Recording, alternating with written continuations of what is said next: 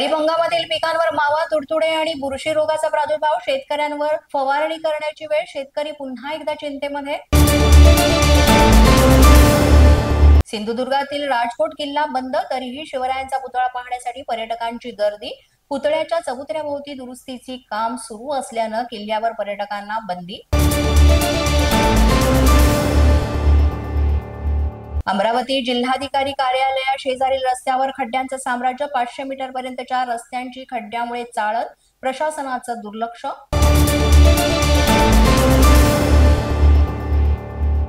आळंदीतील खासगी वारकरी शिक्षण संस्थेमध्ये तरुणीवर अत्याचार, अहिल्यानगरमधून अपहरण करून वारंवार अत्याचार केल्याची पीडितेची तक्रार. कीर्तनकार महिला त्याच कुटुंबियांसह 5 जणांविरोधात गुन्हा दाखल.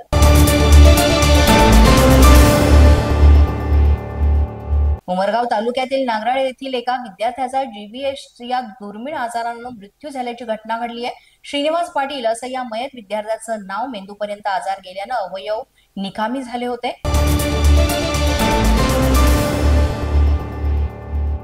रत्नागिरीच्या परशुराम घाटातील संरक्षक भिंत वाचवण्यासाठी प्लास्टिक ताडपत्रीचा वापर. ताडपत्री पसरल्यानं वाहन चालकांमध्ये नाराजी. घाटातील 1 लेन वाहतुकीसाठी बंद.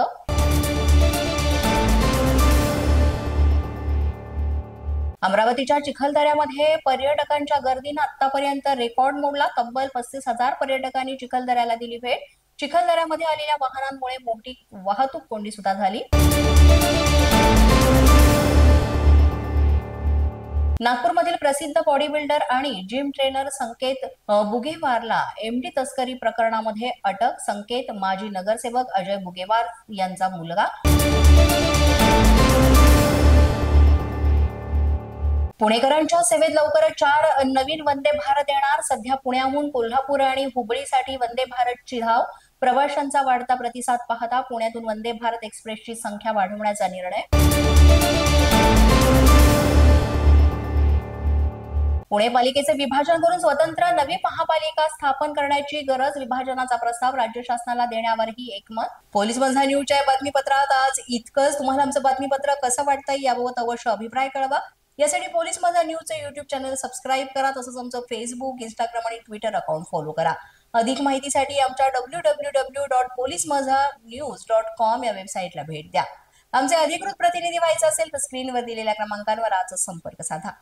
आजच्या बातमीपत्रात इतकंच. पुन्हा भेटूया पुढील बातमीपत्रात. तोपर्यंत पाहत रहा पोलीस माझा न्यूज.